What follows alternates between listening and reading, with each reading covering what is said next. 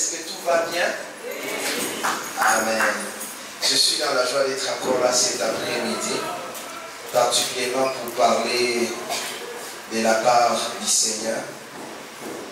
Et nous ne cesserons pas de réitérer nos remerciements à notre papa, le berger Banyene, un homme à grand cœur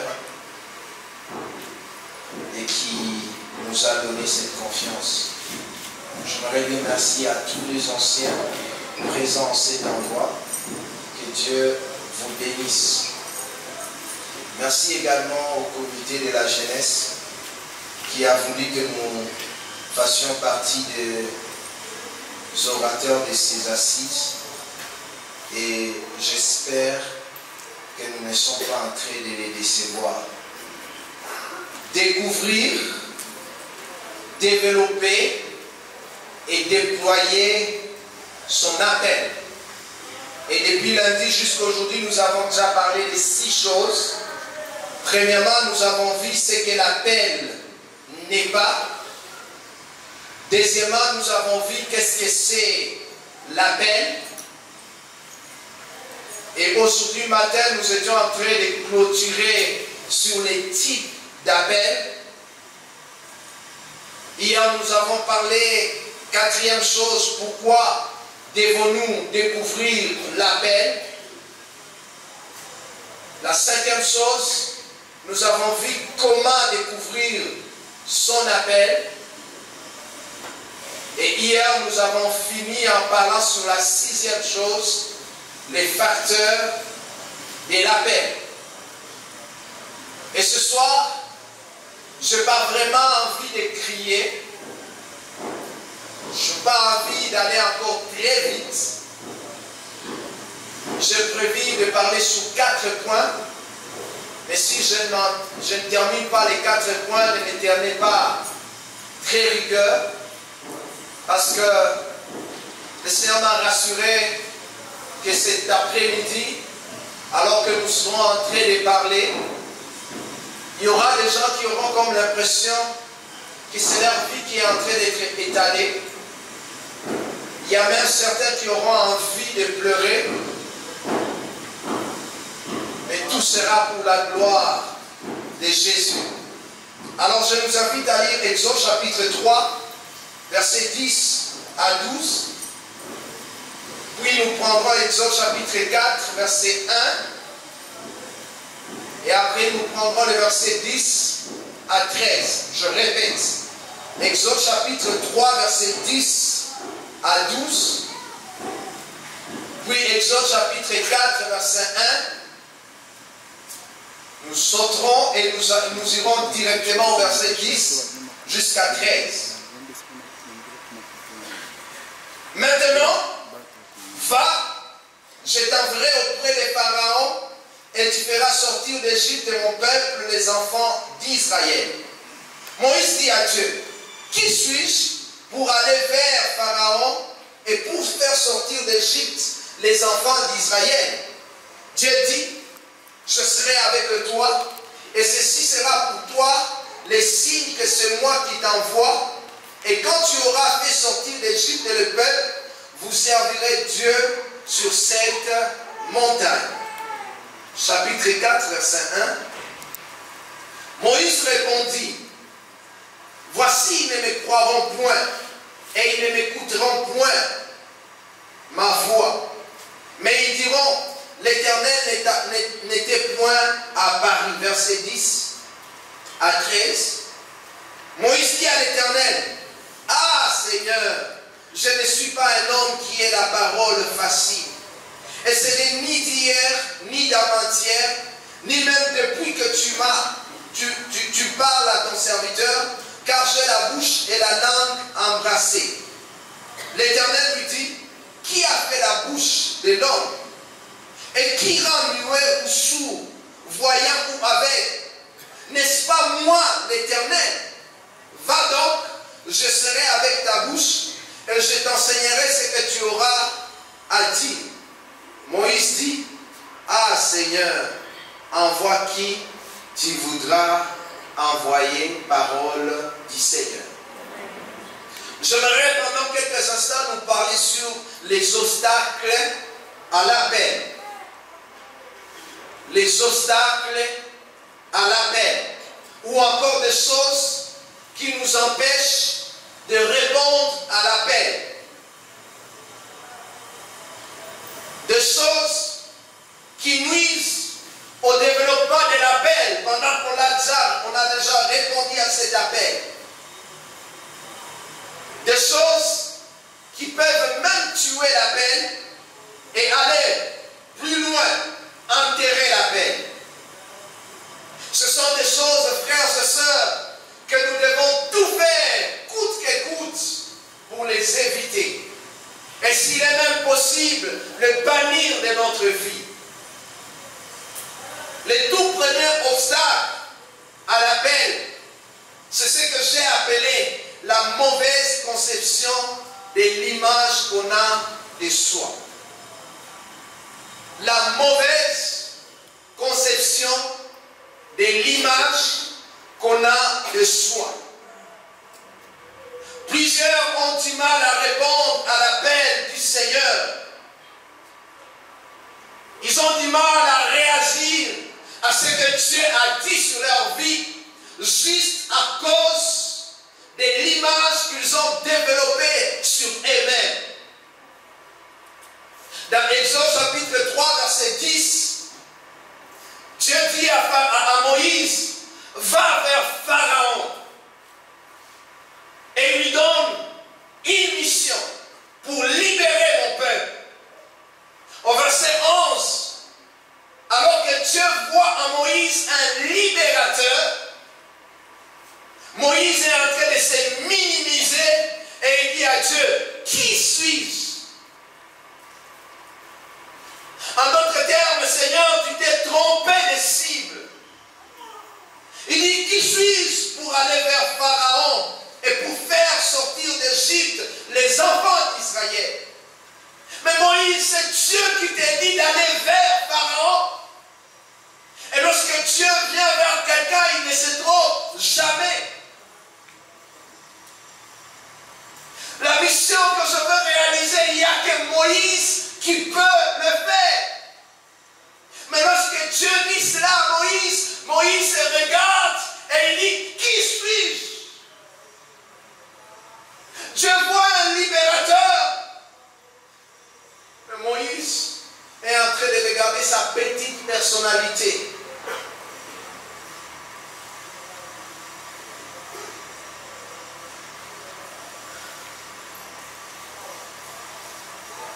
À cette époque, Moïse était en train de paître les brebis de son beau-père. Et ils étaient en Égypte.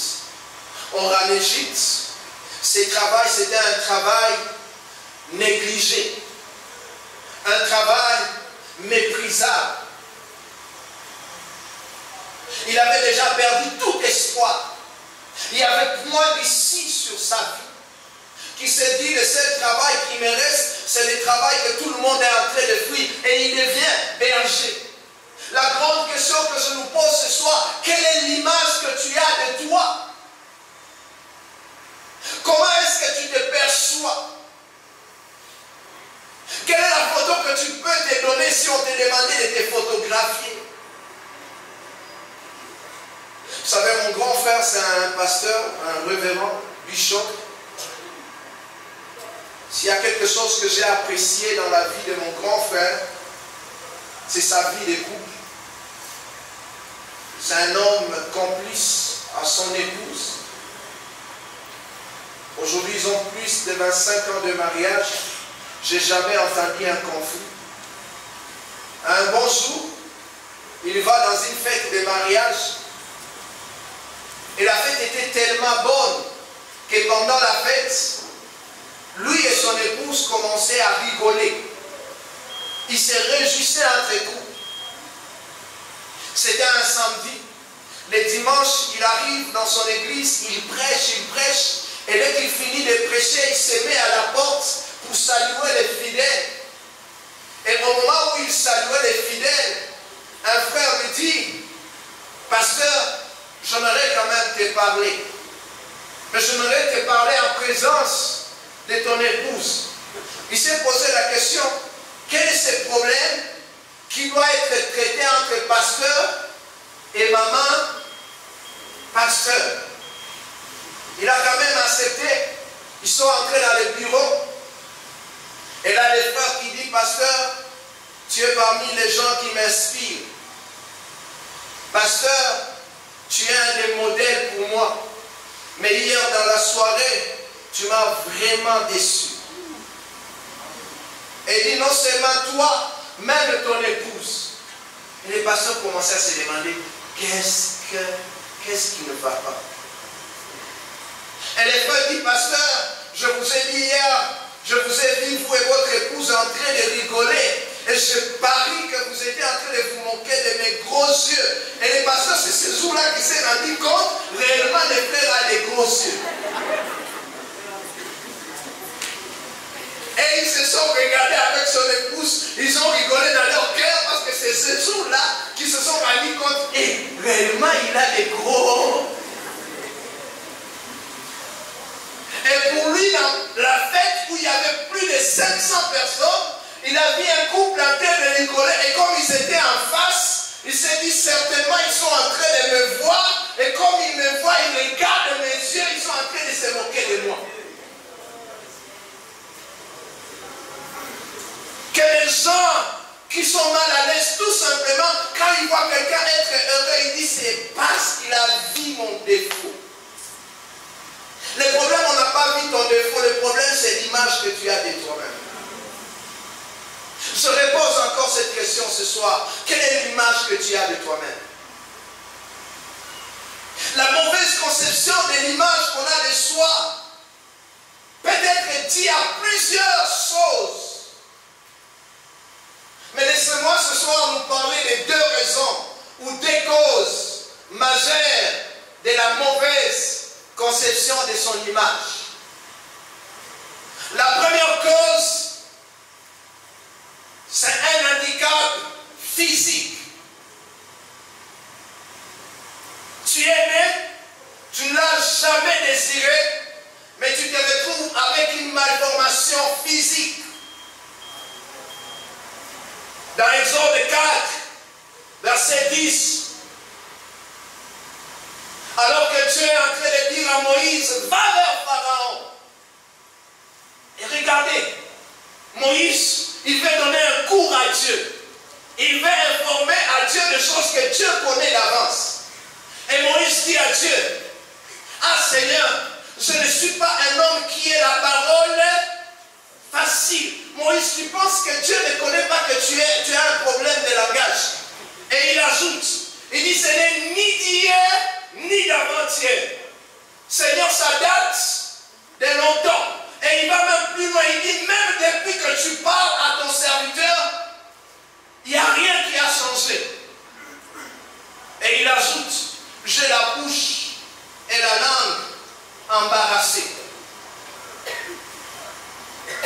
Je vais faire juste une blague. Quelqu'un était en train de prêcher et il dit, Moïse bégayait tellement que lorsqu'on lui a demandé le nom de son frère, au lieu de dire Aaron, il a dit Aaron.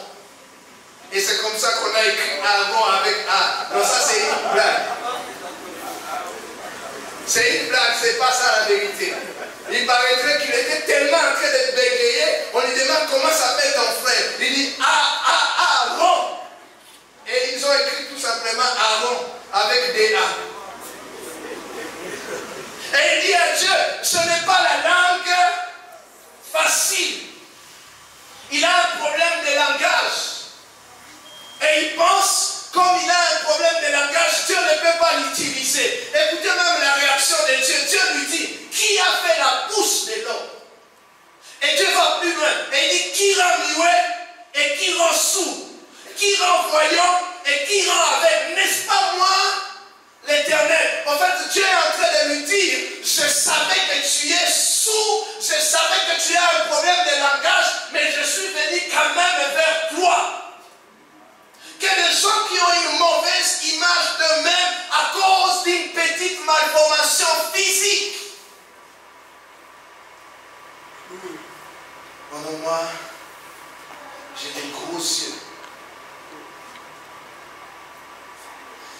Permettez que je parle de moi-même. Vous savez quoi? Quand je grandissais, maman Nicole, au moins je crois qu'elle me voyait, je gardais beaucoup les cheveux. Ça n'a rien à faire avec ces styles que j'ai aujourd'hui. Ça n'a rien à faire avec ça. Alors je gardais beaucoup les cheveux, j'ai détesté la calvitie. Et je disais, je ne peux jamais avoir la calvitie. Et ce qui est encore pire, chez nous, tout le monde a les cheveux blancs. Déjà à partir de 15 ans, 16 ans, tout le monde a les cheveux blancs. Je suis le seul qui ait la calvitie, je ne sais pas c'est venu d'où. C'est comme ce que la Bible dit, Job dit, ce que je crains. À un certain moment, je demande la calvitie est venue d'où. Un bon jour, quand je commençais les fiançailles avec maman Sylvia, je lui pose la question, pourquoi tu meurs? Vous savez, frères et sœurs, ça m'a étonné. Elle m'a dit quelque chose, elle me dit, souvent quand tu fais la tête comme ça, j'ai l'impression que je suis un peu de l'intéresse. Oh, moi j'ai détesté la calvitie. Et Dieu savait pour qu'il ait une femme, il faut que je lui crée une érosion dans la tête. Frères et sœurs, ce que tu vois comme malformation physique, c'est ce qui fait du bien à quelqu'un. Je connais un frère dans notre église, un aîné dans la foi, maman Nicole connaît, il s'agit de qui? C'est un homme qui a fait des jumeaux plusieurs fois. Et il est borgne.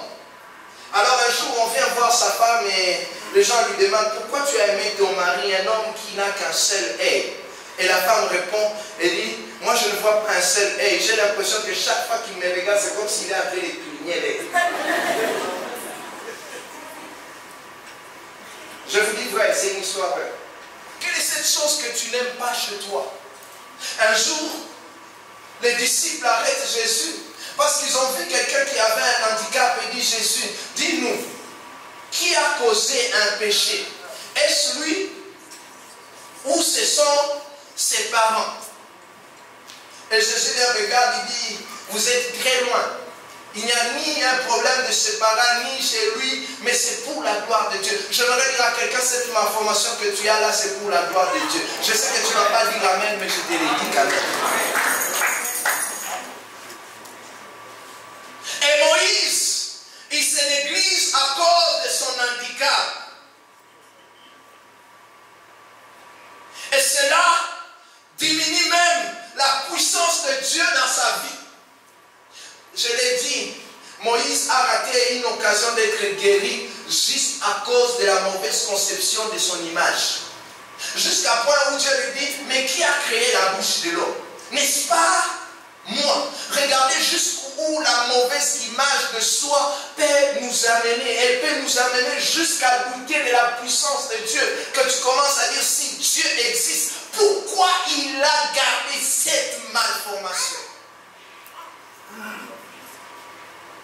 Et tu commences à croire que Dieu, il est injuste. Je vais dire à quelqu'un, Dieu n'est pas injuste. Il sait ce qu'il a fait et il sait ce qu'il fera avec toi.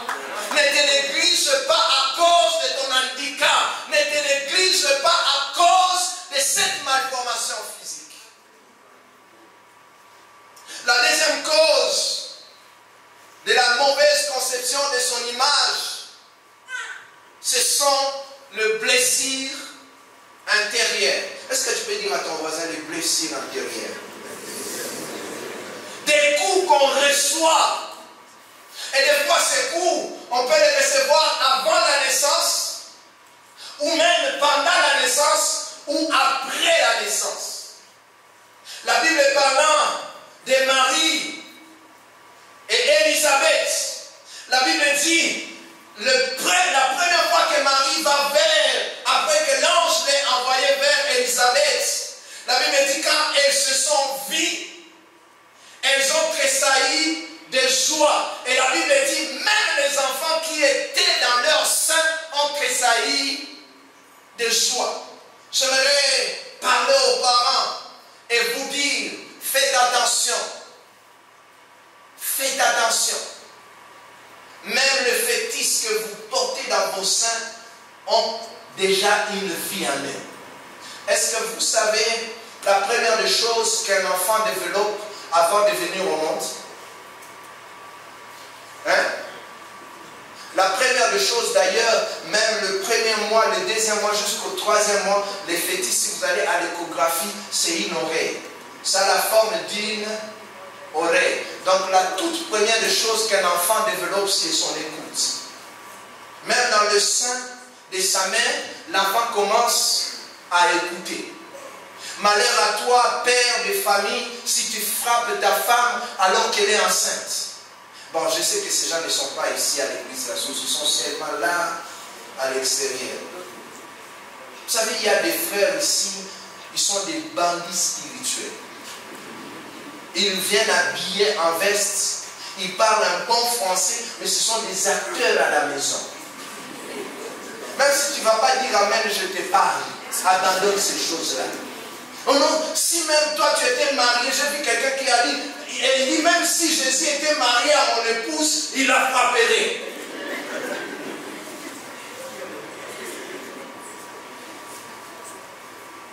Les célibataires, vous êtes là? Fermez vos oreilles. Les Quinois disent, si tu manges et que tu n'es pas rassasié, n'ose même pas te marier. Chers jeunes gens, j'aimerais vous dire une vérité. Vous ne savez pas jusqu'où les femmes sont capables de vous amener. Voilà pourquoi lorsque Pierre écrit dans 1 Pierre chapitre 3, verset 7, il écrit aux hommes, et la première recommandation, il dit, aimez vos femmes, et écoutez ce qu'il leur dit, ayez de la sagesse envers vos femmes. Frères et sœurs, les femmes, ce sont des êtres qu'il faut vivre avec eux, avec la sagesse. Si tu n'as pas la sagesse, tu risques de devenir boxeur. Il n'y a plus d'amen. Amen. Vous savez, une femme peut te dire, je n'ai point d'habits alors que la garde-robe est pleine. Tu lui dis, mais est-ce que tu as bien vu? Il y a beaucoup d'habits ici. J'ai causé avec un homme de Dieu qui m'a relaté une histoire. Il dit, quand notre première fille devait se marier, ma femme vient et me dit, chérie, j'aimerais avoir la robe la plus chère du monde. Et l'homme a dit, ok, il n'y a pas de problème, ça peut coûter combien? Elle dit, $3 000. Et l'homme a dit, ok, il n'y a pas de problème, il a fait sortir $3 000. Et puis il vient me dire, il dit, je ne comprends pas ma femme.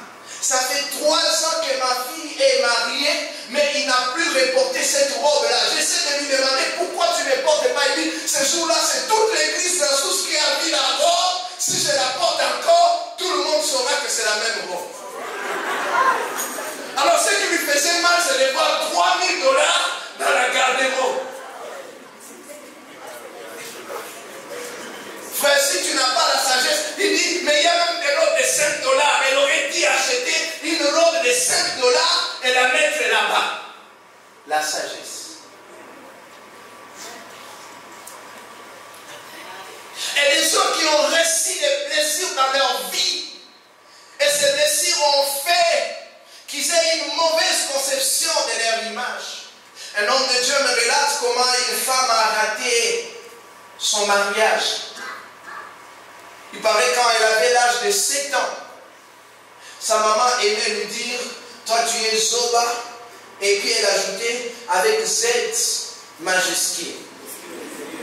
Et l'enfant a grandi tout en sachant, je suis Zoba.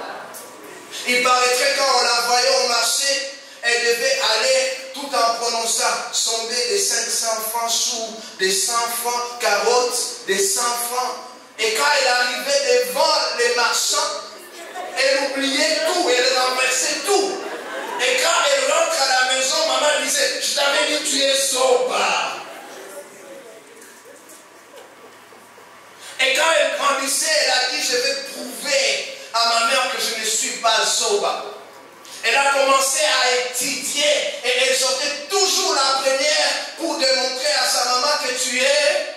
Elle n'est pas Zoba. Et même quand elle sortait la première, sa maman prenait le bulletin et dit, tu aurais dit avoir 90%, tu n'as que 89%, tu es Zoba.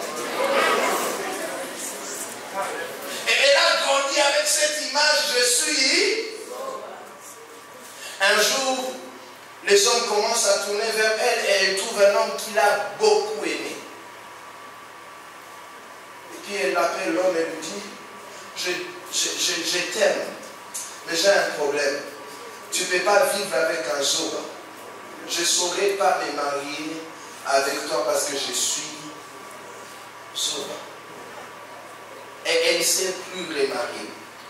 Pourquoi? Parce qu'on a eu à lui inculquer des choses. Chers parents, je vous pose la question, comment est-ce que vous appelez vos enfants? Quelles sont les paroles que vous avez l'habitude de dire à vos enfants? Vous savez, surtout les mamans, permettez que j'en parle. Les hommes, des fois, nous, on se contrôle un peu. Tu verras la maman en train d'injurier son mari, mais en injuriant son propre fils. Il dit, tu as la tête comme celle de ton père. Et papa là, il est content. C'est mon collègue. Chers parents, faisons attention aux choses que nous disons à nos enfants. Aux paroles que nous prononçons à nos enfants. Que les jeunes filles ici, elles sont, comment je vais appeler? Elles sont blessées de guerre. Vous connaissez les blessés de guerre?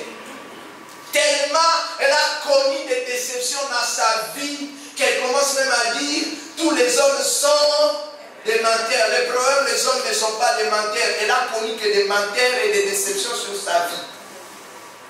J'ai vu un frère qui me disait au lieu de moi si, au lieu d'Andoki. Le problème c'est quoi? Il a rencontré que des Ndoki.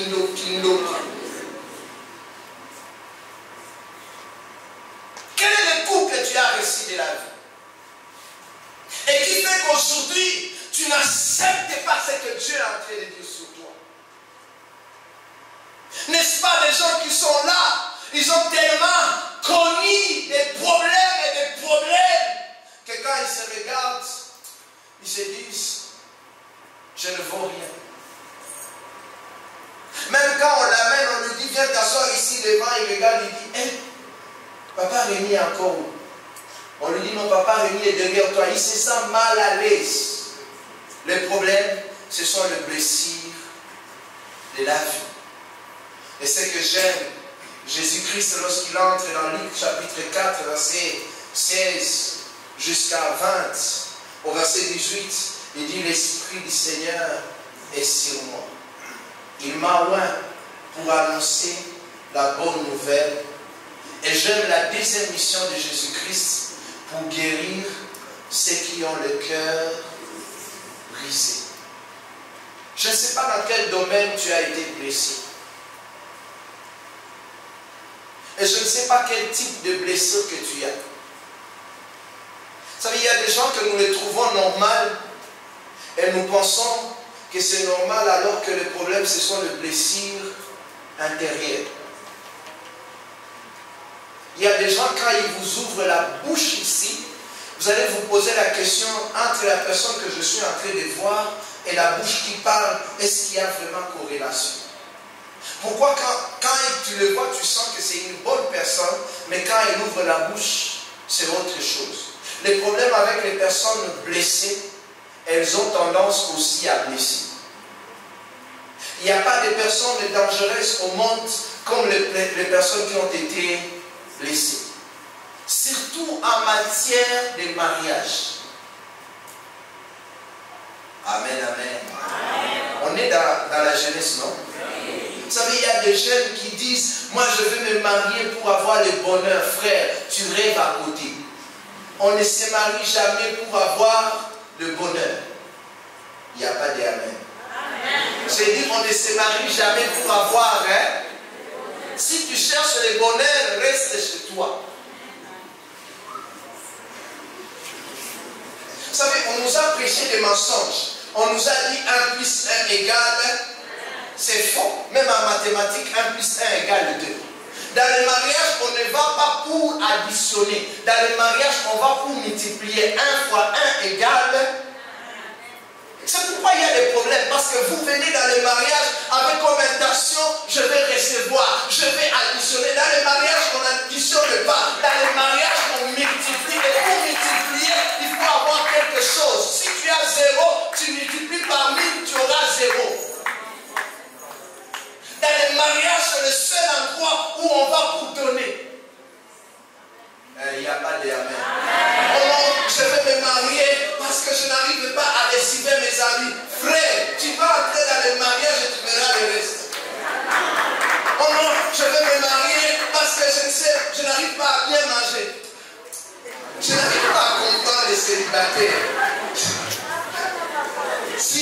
des gens qui mangent mal, ce sont les célibataires. Et malheureusement, s'il y a des gens qui dépensent beaucoup, ce sont encore les célibataires. Vous voulez que je fasse les calculs? Un célibataire pour manger, il prend un sardine, ça fait combien? $1. Il prend les pains, ça fait combien? $1. Il prend le sucre, ça fait combien? $1. Ça fait combien déjà? $3. Donc la nuit, il prend les sardines, les pains et les sucres, $3. Or chez moi, si vous me donnez $3, papa Bolifo, je vais bien manger. Et puis il ajoute encore les $1, ça fait $4. Papa Valentin, si tu donnais à maman $5, vous allez manger quoi? Des bonnes choses.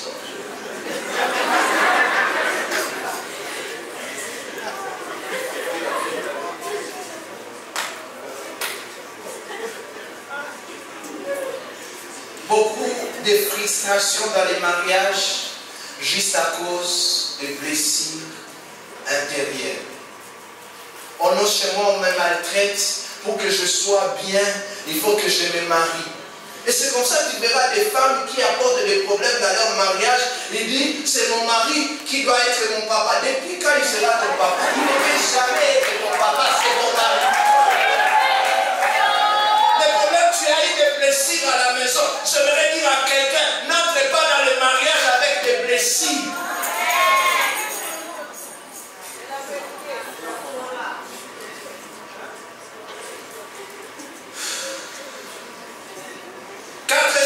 Quatre à 5 choses se passent lorsqu'on développe une mauvaise image de soi.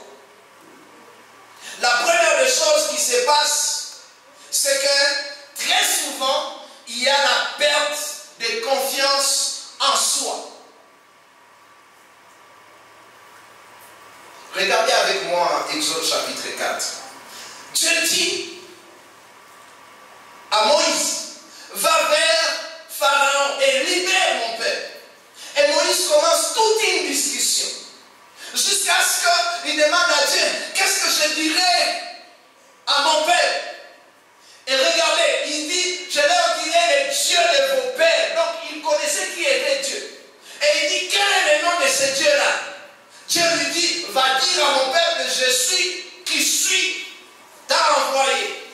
Et au verset 1er du chapitre 4, Moïse dit à Dieu, voici, ils ne me croiront point et ils n'écouteront point ma voix. Moïse, qui t'a dit qu'ils ne vont pas te croire?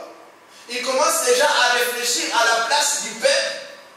Pourquoi? Parce que lui-même n'a pas confiance en lui, qui se dit, de la même façon que je n'ai pas confiance en moi, ils n'auront pas non plus confiance en moi.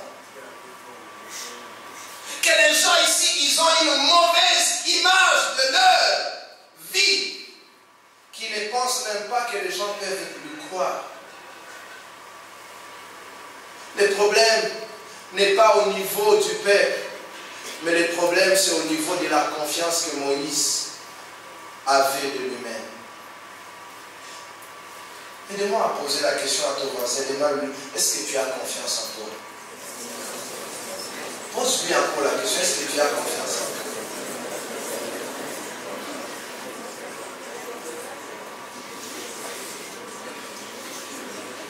La deuxième chose qui se passe, c'est que l'on développe les complexes d'infériorité. On commence à se sous-estimer. On commence à se négliger. C'est étonnant chaque fois quand je lis ces passages de Nombres chapitre 13, versets 32 à 33.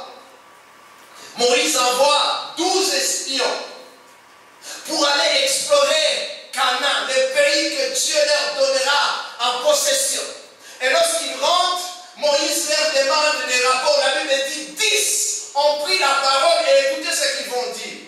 Ils décrièrent devant les enfants d'Israël le pays qu'ils avaient exploré. Ils dirent, le pays que nous avons parcouru pour explorer est un pays qui dévore ses habitats. Cela veut dire quoi, docteur? C'est-à-dire qu'il n'y a personne. Parce que le pays dévore ses habitats, c'est qu'il n'y a plus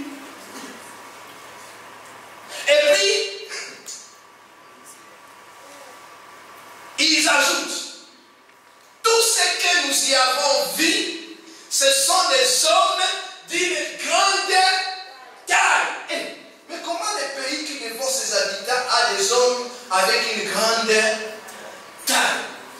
Le verset 33 m'étonne. Il dit ceci. Et nous y avons vu les géants, les enfants d'Anak, de la race des géants. Et nous étions à leurs yeux. Lisez bien. Il dit nous étions à nos yeux d'abord, puis au l'air comme des sauterelles. Papa avec nous. Toute une personne, il se prend et il se considère sauterelle.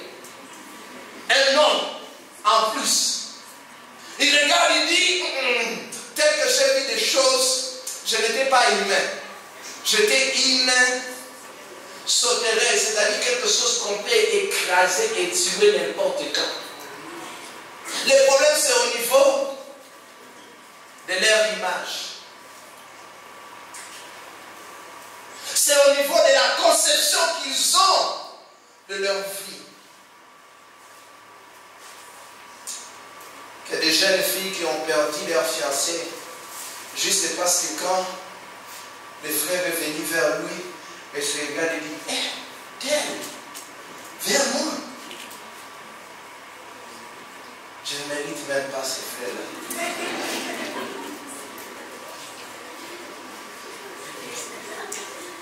Oh non, frère, je vais aller réfléchir et demander la volonté de Dieu. Et quand il rentre à la maison, il passe toute une nuit blanche et dit, Seigneur, est-ce que je suis en train de rêver ou c'est la réalité? Le problème, c'est au niveau de la conception. Troisième conséquence, c'est que là où il y a la mauvaise conception de soi, il y a aussi la non-découverte de ses potentiels. Ces personnes qui ont une image qui n'est pas la leur, ils finissent par ne pas découvrir les atouts et les bénédictions que Dieu leur a données. Et plusieurs ici n'arrivent pas à découvrir les richesses que Dieu leur a données, tout simplement à cause de la mauvaise conception qu'ils ont de leur vie. Dans Juge chapitre 6, au verset 12, l'ange vient vers Gédéon et lui dit, je te salue vaillant héros. Et Gédéon commence tout un temps d'esquisse. Il dit, ah mon Seigneur, si l'Éternel est avec nous, Dieu lui a dit, je te salue toi. Mais lui, il commence à impliquer tout un peuple. Quand Dieu lui a parlé, il ne lui parlait pas de tous les peuples, mais il lui parlait de lui-même. Le seul vaillant en Israël, c'était Gédéon. Et Gédéon commence à dire, pourquoi toutes ces choses nous sont-elles arrivées? Où sont tous ces prodiges que nos pères nous racontaient quand ils disent, l'Éternel ne nous a-t-il pas fait monter hors d'Égypte? Maintenant, l'Éternel nous abandonne et il nous livre entre les mains de Madian. Et j'aime la réaction de Dieu au verset 14. Dieu ne lui dit pas, je vais te fortifier. Dieu ne lui dit pas, je vais te donner la force. Mais Dieu lui dit, Gédéon, va avec cette force que tu as. Et Gédéon regarde, quelle force que j'ai. Il ne connaît même pas qu'il a une force qui peut libérer tout un peuple. Et aujourd'hui, nous avons des Gédéons dans nos nations qui nous font rater les bénédictions de Dieu tout simplement parce qu'ils ont une mauvaise image de leur vie. Ils n'arrivent pas à découvrir qu'ils ont en eux une puissance qui peut libérer tout un peuple. Je prie que Dieu nous donne des hommes et des femmes qui n'ont pas une mauvaise image de leur vie. Combien de richesses nous ratons dans notre société tout simplement parce que toi tu te négliges.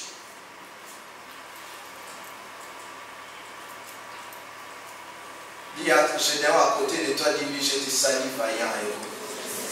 Non, je crois que quand tu es en train de lui dire ça, il y a vaillant. Moi, vraiment vaillant.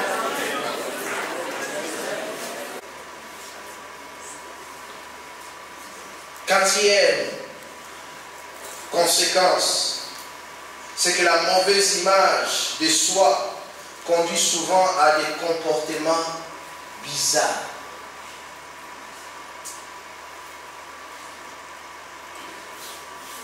Vous savez, il y a des gens ici, ils ont un comportement, vous pensez que c'est une mauvaise éducation. Non, il ne s'agit pas d'une mauvaise éducation. C'est un problème de ce qu'ils ont comme image de leur vie.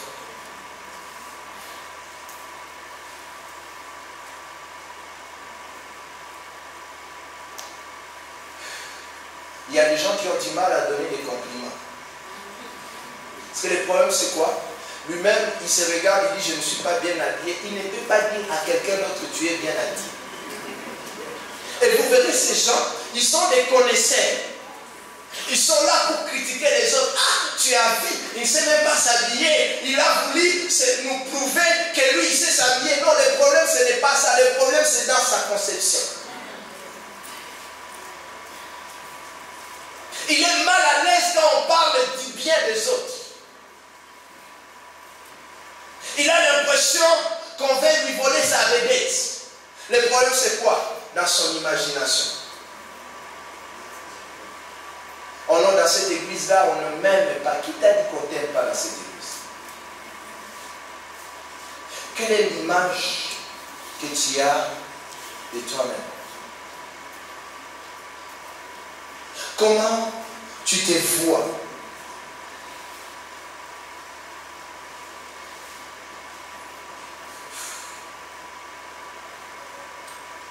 Une personne qui a une mauvaise image de soi est plus dangereuse qu'une bombe atomique. Je répète, une personne qui a une mauvaise image de soi est plus dangereuse qu'une bombe atomique. Parce que le jour qu'elle va éclater, vous allez vous poser la question, c'est les frères tel avec qui nous chantons ou pas? Vous remarquerez ces personnes, généralement, elles sont colériques. Et plus chose grave, elle se justifie et dit, même Dieu connaît que moi je suis colérique. Quand je me fâche ici, même les cieux, les anges savent que je me fâche. Le problème, tu as une image, une mauvaise image de toi. Ces personnes sont très souvent, vous remarquerez, ils ont du mal à s'associer avec les autres. Ce sont des véritables solitaires. Vous allez penser que c'est la vie privée qu'ils protègent, mais le problème, ce n'est pas un problème de vie privée. C'est un problème, il sait que si seulement je m'associe à elle, ils verront ce que je suis en train de penser de moi-même. Je te vais ce soir parler aussi sur les échecs. Je te vais parler sur les conditions familiales comme des obstacles, mais je sens dans mon cœur qu'on s'arrête par là et qu'on prie le Seigneur.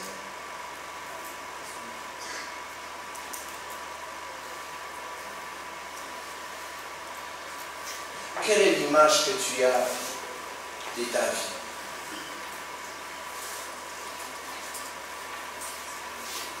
Comment tu te considères? Comment est-ce que tu te vois?